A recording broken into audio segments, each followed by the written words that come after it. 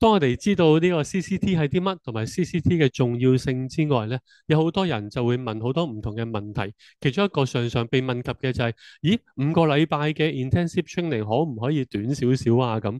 其實有好多嘅研究話俾我哋聽。如果需要有一個 meaningful 深層生命轉化嘅一個沉浸式嘅體驗式嘅學習咧，5個禮拜係一個最少嘅期間嚟嘅，係唔可以再短噶啦。而實際上宣教工人每一期嘅宣教大概係2到3年，但係因為嗰個跨文化適應，導致到呢2、3年咧係喺個 cultural shock 未能夠去學習同埋咧去經跨嗰個文化衝擊，其實反而咧係好浪費。所以咧，我更加嘅建議，就正正係因為嗰個宣教嗰個工作係好唔簡單，所以我哋需要咧花呢5個星期嘅 intensive 嘅時間去學習，同埋咧去體驗咧呢個跨文化嘅能力嘅提升㗎。跟住有好多人就會問啦，點解需要分開嗰30嘅課堂呢？可唔可以喺嗰5個禮拜裏邊直接上埋堂呢？咁其實咧喺我哋好多前輩佢哋嘅經驗話俾我哋聽，過去因為要上堂嘅緣故啦，有陣時時間唔係好夠啦，好緊迫啦，所以我哋好相信咧學習係需要有啲時間去梳理，而實際上喺跨文化嘅經歷嘅裏邊咧，我哋需要去集中去活現嗰個跨文化嘅能力，所以咧我哋要將呢一個課堂同埋5個星期嘅 intensive training 咧，我哋又分開咗佢啊。跟住又有個弟兄姊妹就會問咯，咁30堂夠唔夠咧？咁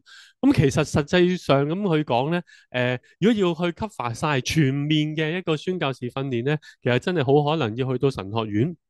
一個3年甚至乎4年嘅訓練都唔出奇，咁但係咧呢30嘅課堂，我哋會集中去討論呢個跨文化能力嘅提升吓，咁呢個係一個好基礎讓到我哋有一個嘅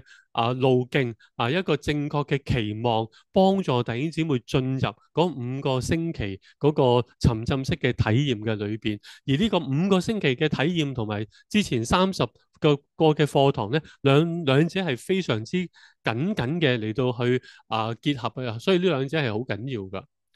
跟住有人就會問啦，咦，咁個 trainer 係有咩經驗啊？咁好感謝神嘅恩典啦，為我哋香港預備咗好多好資深、好有經驗嘅前輩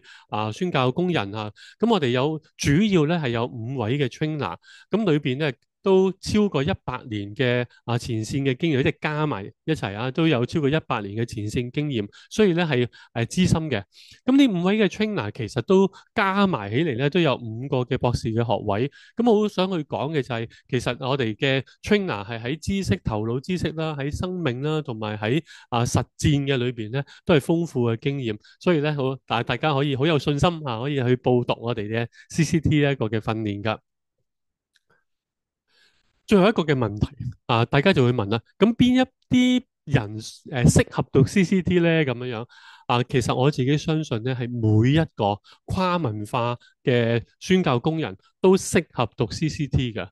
無論你係喺香港做本地跨文化嘅服侍，定係你喺海外要去跨地域、跨語文、跨文化嘅地方兩者其實都係需要呢一種跨文化嘅知識㗎。但係咧，呢個 CCT 咧，其實我哋香港差傳事工聯會設計出嚟咧，就係專係俾宣教士 missionary candidates，就係tailor make 去俾你嘅。咁好想咧邀請香港各差會啦，同埋各宣教士認真嘅考慮去報讀我哋嘅 CCT，讓到我哋咧可以有一個好 fruitful 嘅前線嘅宣教嘅經驗㗎。好多謝大家。